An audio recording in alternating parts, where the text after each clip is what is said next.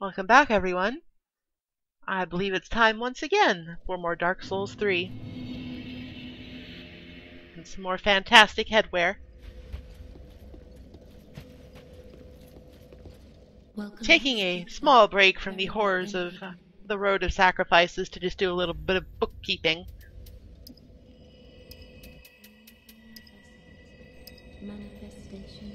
In particular, I want to get to 18 attunement because that unlocks another attunement slot.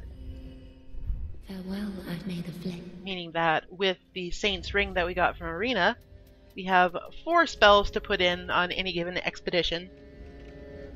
We also have enough intelligence now to use Hazel's Pick, which I thought would be a cool and useful weapon because you can use it to both hit people and cast spells.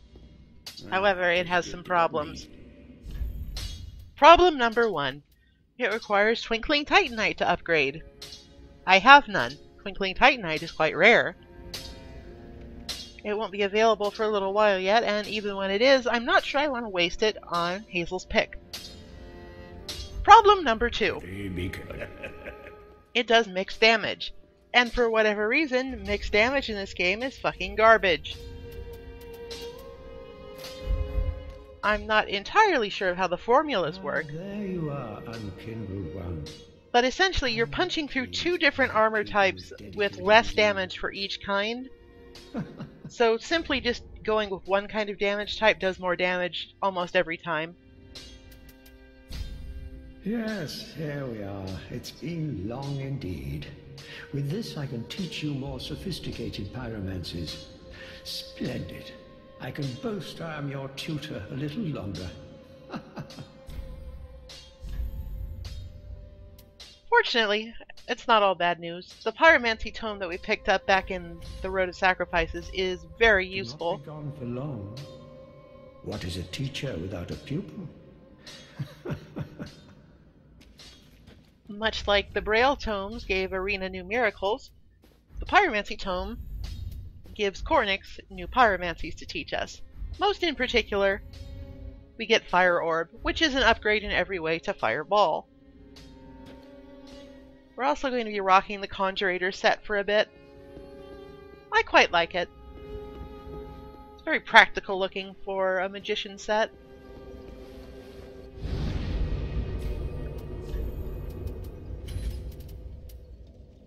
Let's go ahead and test out some of our new toys. Fire Orb in particular is just a really good spell to have. Not only does it do more damage than Fireball, it also does quite a bit of AoE damage upon hit.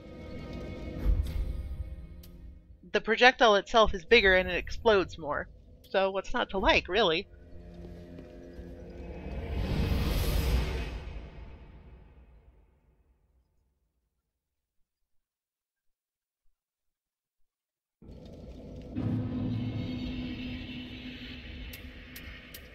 So it is to my dismay at this point that I find out that Hazel's Pick is not actually very good. At least in this unupgraded state, which is how it's going to have to stay for a while. As you can see, it takes 4 hits to kill a dog. It should be doing more around the lines of 180 damage per hit. That is what its attack rating is. However, because it's split damage, it's doing not even half of that.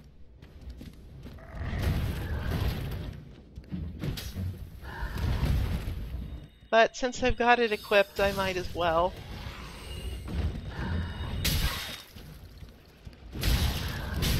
The ability to cast spells with it is useful, but it also means that you don't have a strong attack, so it's even weaker than it would be anyway. Fire Orb has no such problem, however. Fire Orb owns. Fire Orb is the best.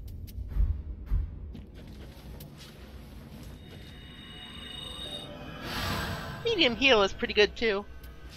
Takes a lot of FP though. I believe of the various heal, it's the least efficient in terms of cost expenditure. Oh good, it's Holy Knight Hodrick again. This time he at least has the decency to leave a sign, so we can make the decision whether or not we want to summon him to kick our ass. I elected not. I don't need another vertebra shackle terribly badly.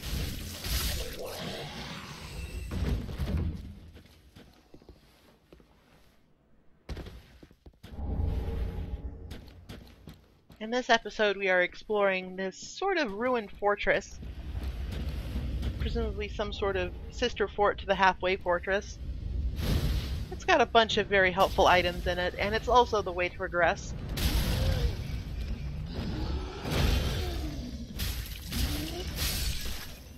Though there are some difficult enemies in this area, more crucified hollows. Fire Orb is effective, but they also have so much health that simply chucking Fire Orb at them is a little inefficient.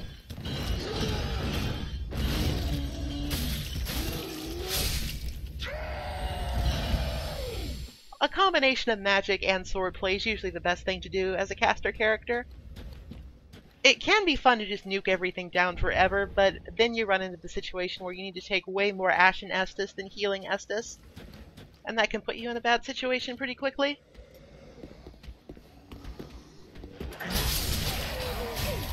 There's a new enemy type in here, the Hollow Sorcerer. Hollow Sorcerers attack with Farron Dart, a special kind of sorcery that casts very quickly and can be comboed. It's quite effective in the hands of enemies because chip damage against players is very effective. However, in player hands it's just really, really underwhelming. It does almost no damage.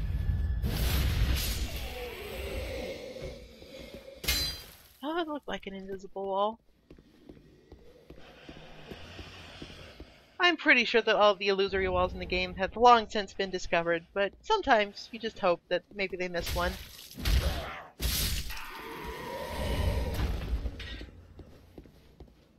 More of those lantern-using hollows appear in this area, and taking them out quickly pays dividends because all of these hollows up here simply don't attack.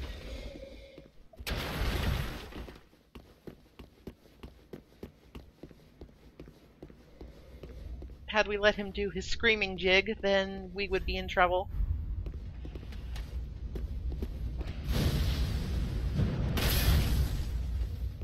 The undead enemies here are not particularly dangerous. They're about the same as they are in the High Wall of Lothric. A little bit tougher to account for how further along in the game they are. But they attack in more or less the same way and have no outstanding attributes except for being a little bit stronger. For killing that crystal lizard, we appropriately get a crystal gem. We can't do anything with that just yet, but later on we can use it to infuse a weapon with magic.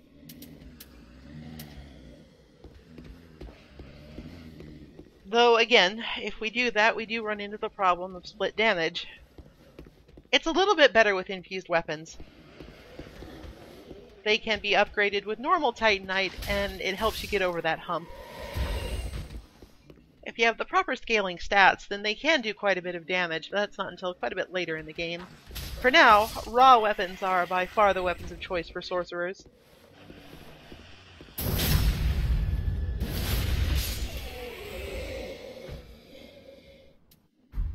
Since we quote-unquote befriended him in the undead settlement, we could summon Egon of Karim to help us here, but I am not a big fan of that guy, really. Now, I tried to get into a magic duel with these two sorcerer hollows, and I didn't get the best of it. Because the one that comes down from that narrow passage casts Soul Spear, which is a high-level sorcery that does a lot more damage than Farron Dart.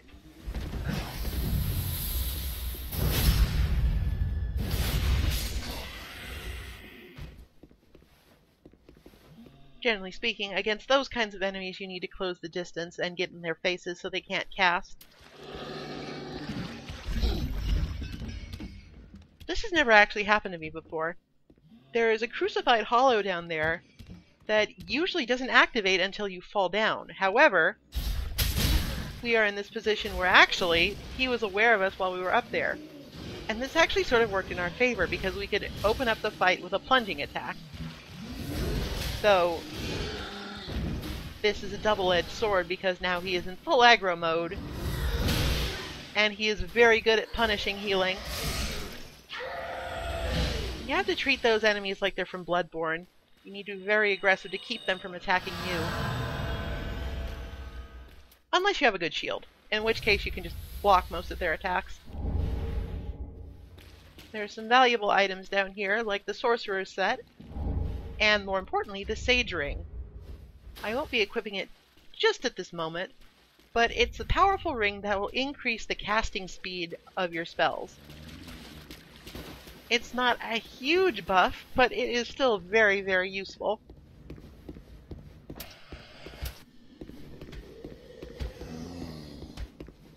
Especially for slower spells to cast, where you really need all the help you can get. This is a nasty enemy encounter for the most part. And, I forgot that I had my, talisman equipped there, so don't worry about it. That was perfectly executed. Nothing bad happened. Normally that Hollow Sorcerer will just shoot soul spears at you from behind the cover of the Spear Hollow and everything is awful, but in this case I intimidated them with my extremely brave usage of miracles. No worries. We get another Ring of Sacrifice here. You can never have too many of those, especially since you can't repair them anymore like in Dark Souls 2.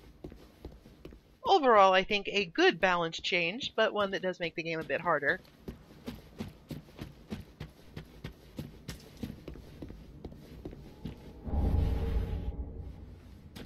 Popping over here to the ledge we couldn't access before, we get the Golden Falcon Shield, which is a small parrying shield that looks really cool, but otherwise doesn't have any particularly worthwhile parameters to note.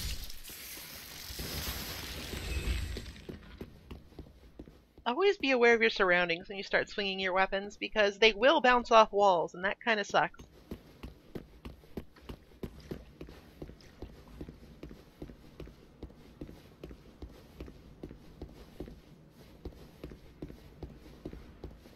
There is one area left of the fort that we haven't explored, and it's a fairly important one.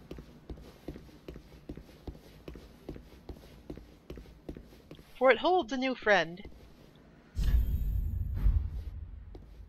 How juvenile. This is unexpected. I don't often have visitors. What do you want? This is my study that you've happened upon. If you haven't any business, I've reading to get back to. How intriguing. Very well. Indeed, I am a sorcerer, with plenty to share. However, what champion demands service without recompense? Clearly, you're not that sort of woman. So you will make me a promise that in exchange for my teaching, you will bring me knowledge in the form of scrolls detailing sorcery's secrets. Well, can you assure me of this? Very well. You're no fool. I take it you understand the weight of a promise. I am Orbeck, of Vinheim, unkindled one. I shall teach you sorceries. We will learn together. It shall be like our very own school. If you do not have 10 intelligence, Orbeck of Vinheim will simply send you on your way. And since he's gone, there's no harm in doing this. Just look at all those scrolls fly! Sorry, decorum. Anyway, Orbeck of Vinheim. He is the advanced sorcery trainer. Gyoll sells some basic spells, but does not have very many in the way of exotic offerings. However, we can bring Orbeck scrolls for him to teach us some very unique spells indeed. It's a fair enough exchange, since we want to do that anyway. This is very obviously a boss room coming up, and for some reason I'm feeling exceptionally confident. The next boss in the game is the Crystal Sage. The fight begins very simply. He will start a good distance away from you and hit you with ranged spells. They are reasonably easy to dodge, though a couple can catch you off guard. strategy is simply to close the distance and hit him, which will cause him to disappear, spawn some crystals that don't seem to serve a whole lot of purpose, and you wait for him to appear again. However, the fight is not all that simple. As most bosses do in the game, once his health starts to dip, he changes up his tactics. And in this case, he starts summoning clones of himself that also cast magic, and that magic hurts a lot.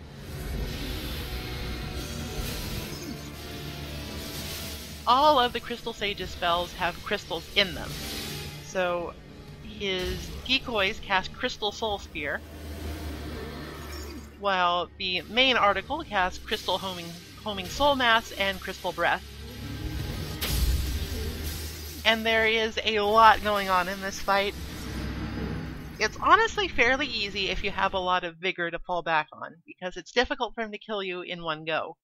However, since I'm playing a sort of glass cannon-y sorcerer build, I have a bit of trouble here. Fortunately, the boss run is actually very reasonable.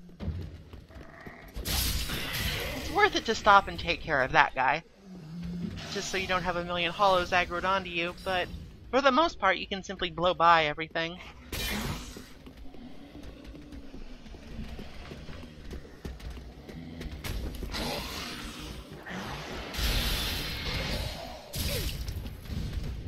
And here we go, like nothing ever happened.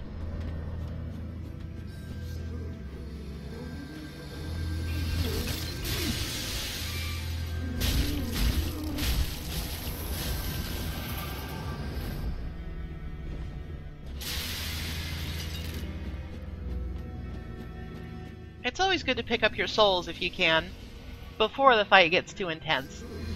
And fortunately, this fight starts off very lackadaisical, all things considered.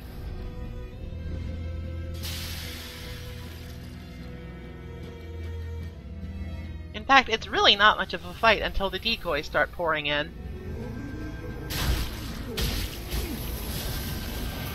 There are a couple of things you can do to mitigate it.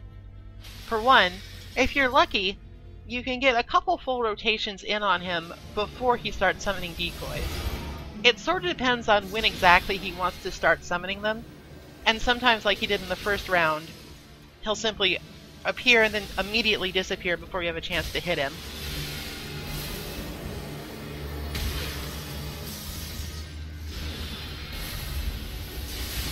Now, it might be a good idea to simply go for the Purple Sage, who is always the real one. However, this does leave you open to a fairly blistering array of attacks, so it's a trade-off. I personally would recommend taking out the illusions first. It's much safer. But if you're confident in the amount of damage you can do and your ability to take a few hits, then it might be better just to bum rush the real article. Either way, for our victory we get our Ember restored and the soul of the Crystal Sage.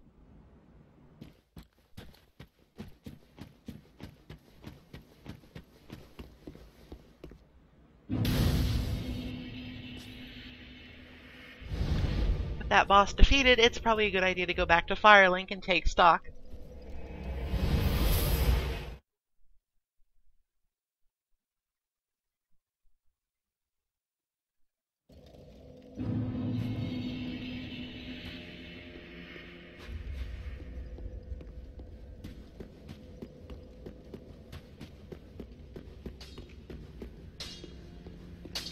We do have an Estus Flash shard to turn in, so let's go ahead and do that before I forget, as well as the Farron coal. This coal is from the Undead Legion, used to forge the weapons of Farron's Abyss Watchers. A fine prize. I'm honored to be endued with it. Now I'll be equipped to infuse special gems. Praise the gods, eh? Time to put this brawn to use.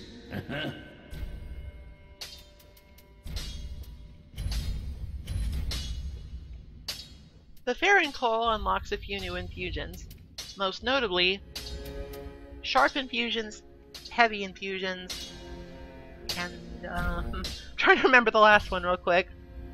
I think I go into the infusion. No, I don't. Okay, never mind. It'll be a mystery. I'll put an annotation in when I remember.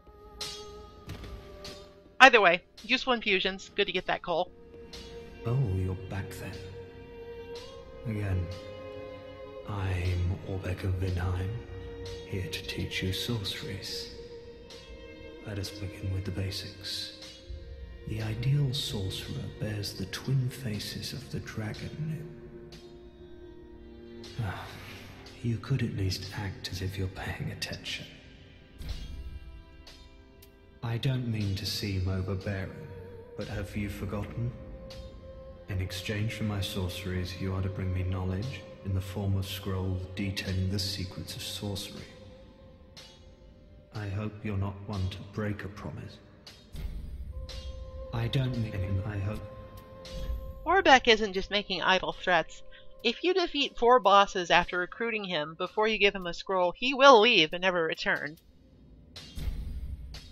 For now, though, we have some time to find what he wants.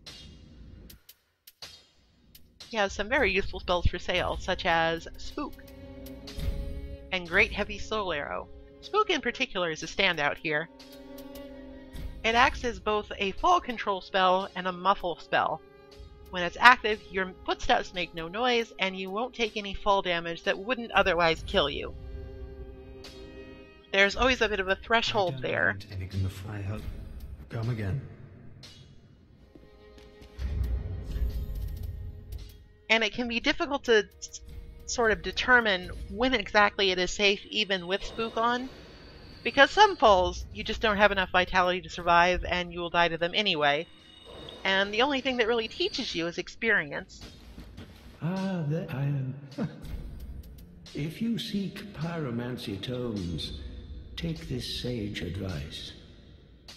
The lands of the lords converge upon Lothric. The home of pyromancy's drifts comparatively close as well. At least, that is what pyromancers of the Great Swamp believe. The place is called Izalith. Oh, please no! How I wish to behold a primal pyromancer. Well, these are old tales. No one knows where the truth begins or ends. I'll tell you where the truth begins. At the play, well, The truth begins at giant dino ass. I buy Bursting Fireball here on a whim.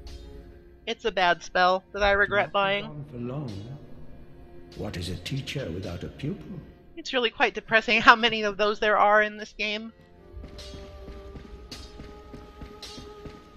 Hi, Grey Rat. Ah, there you are. I was thinking. You know I'm a petty thief. Well, perhaps I'll go on the prowl. Everyone's dead or hollowed away anyway, right? So I might as well fetch some weapons or treasure for you. Well, what do you say? Thank you. You will not be disappointed. Grey Rat the Thief was once a well-known name. Until I ended up rotting in a cell.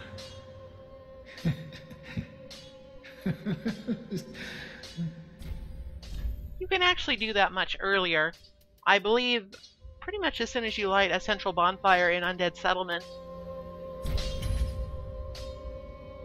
However, I try not to front-load all of these events into single videos, so I decided to wait a little bit. Goodbye. I will leave for some time. So long for now. Do stay safe, you hear? Or my efforts will have been for naught.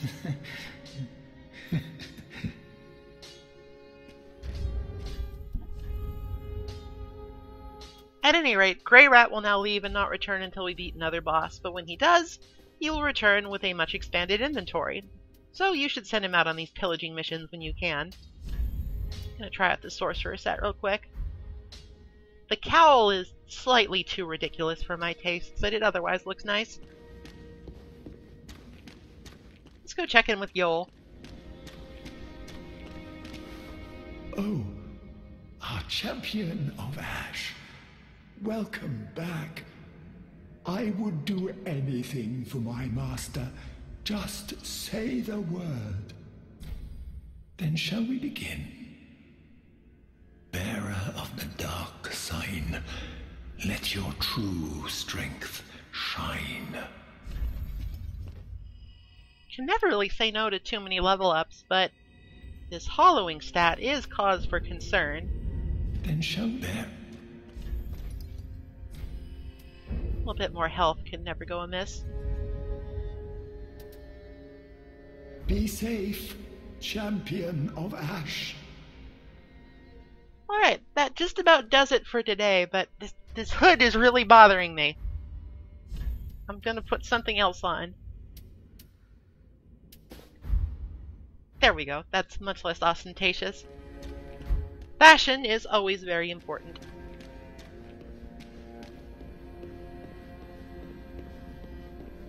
With that matter settled, it's time to take a break for a bit before we tackle our next big challenge, whatever lies beyond the Crystal Sage and what he was guarding. Until then, I wish you a pleasant journey.